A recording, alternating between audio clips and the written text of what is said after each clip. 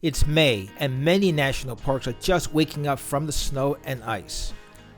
It's a great time of the year to visit the national parks before the crowd descends. Yosemite, Sequoia, and Great Sand Dunes are the top 3 national parks to visit in May. While you're at it, visit Kings Canyon National Park as a bonus. Yosemite is always beautiful, but it does make a difference what time of the year that you visit. Yosemite Valley is so much more majestic with the waterfalls flowing than when it's dry. Let's compare these 2 pictures. One was taken in September and one taken in May.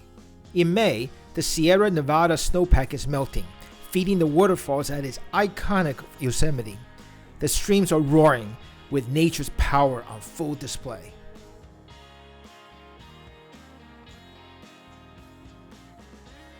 With the rivers flowing, there is a chance of minor flooding in Yosemite Valley, but that just makes it more fun.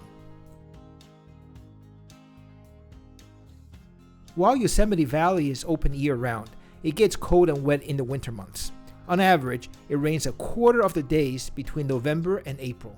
In May, however, it rains an average of only 3 days. The average daytime temperature high is 73 degrees, ideal for hiking and auto touring. The Tioga and Glacier Point roads are generally closed from November to early May due to snow. You will not be able to visit the sites along these roads in the wintertime. From 2010 to 2019, Glacier Point Road opened as early as March 28th in 2015 and as late as May 29th in 2010. It has opened before May 15th every year since 2012. During the same period, Tioga Road opened as early as May 2nd in 2014, but as late as July 1st in 2019. It has opened before May 15th 4 out of those 10 years. If you go in the second half of May, you stand a good chance to have the full park open. Nearly 4.5 million people visited Yosemite in 2019, mostly concentrated in the small Yosemite Valley. 10% of the yearly visitors came to Yosemite during May, which makes it busy, but not overwhelming. Avoid Memorial Day weekend when it can get very crowded. May is the best time to visit Yosemite. The waterfalls are magnificent, the weather is pleasant, and the crowds are manageable.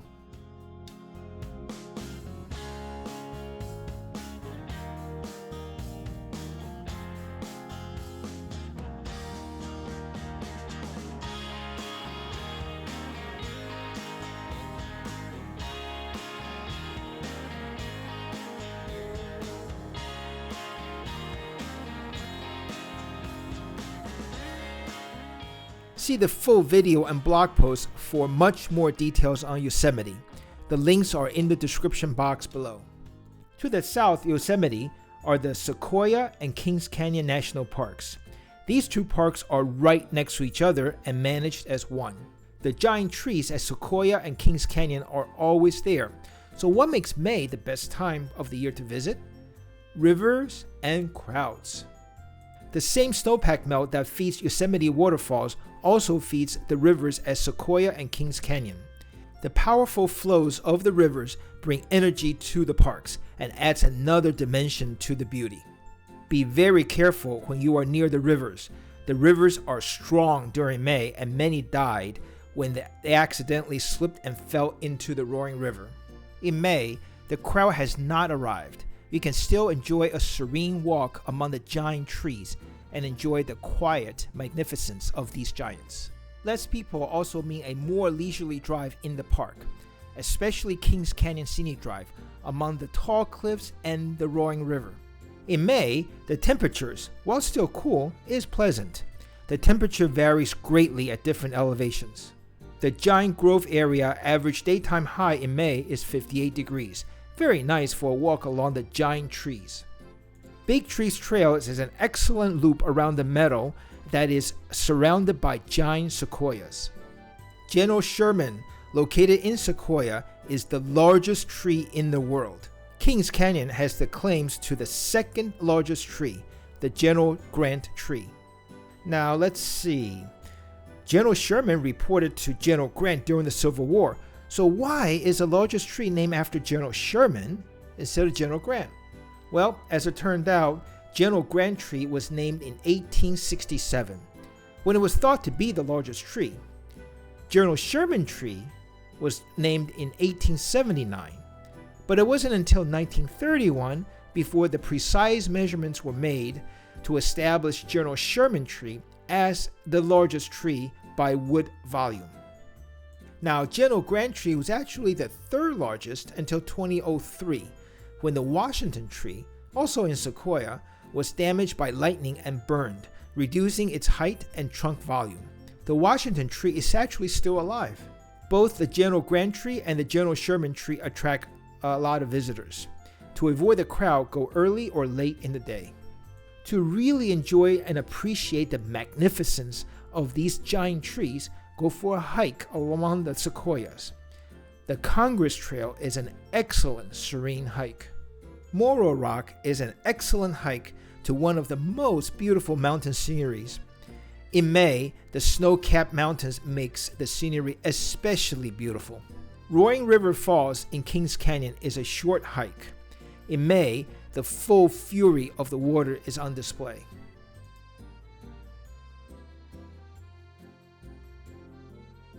Zumwalt Meadows Trail is an excellent loop around a meadow in Kings Canyon that is just fun to hike.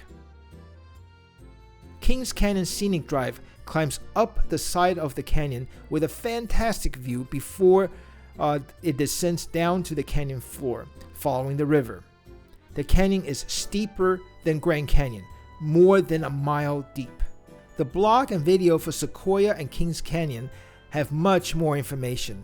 The links are in the description box below. Great Sand Dunes National Park in Colorado has the tallest and the largest sand dune in America. The tallest point, at 755 feet, is about half the height of the Empire State Building. The sand covers 30 square miles, a quarter larger than Manhattan. The Great Sand Dune looks dry like the desert, and it is dry for most of the year, but in May and June, the Mendano Creek at the foot of the dunes comes alive with a melting snowpack. The peak of this flow is in late May and changes the feel of the dunes from arid and dry to an oasis in the sand. Kids enjoy frolicking in the shallow water, with the occasional wave that is pushed down from the mountain. At 8,000 feet of elevation, the air temperature at Great Sand Dunes never gets that hot, but the sand temperature can reach 150 degrees. Without shade and with the sun reflecting off the sand, you can get burned and dehydrated very quickly. Plan your sand time in the morning before the sand gets too hot and the wind picks up. It is not pleasant to get sandblasted. May is ideal with daytime highs in the upper 60s and low 70s. The mosquitoes are not that bad yet, especially compared to June and July. There are no trails at Great Sand Dunes. Simply go wherever you want on the dunes. The sand is soft with lots of hills. Climbing up the sand dune takes up triple the energy compared to normal hiking trails. Sitting on a ridge and marvel at the nature is very enjoyable. Sand sledding is popular, and you can rent a sand sled or board in town before getting to the park. It's fun until you have to lug the sled back up the sand hill. At 8,000 feet of elevation, you can get winded very quickly. Weekends in May can get crowded as people come out to play in the Mendano Creek. So try to visit during the week in May. See the links in the description box below for Great Sand Dunes video and blog posts that have much more detail.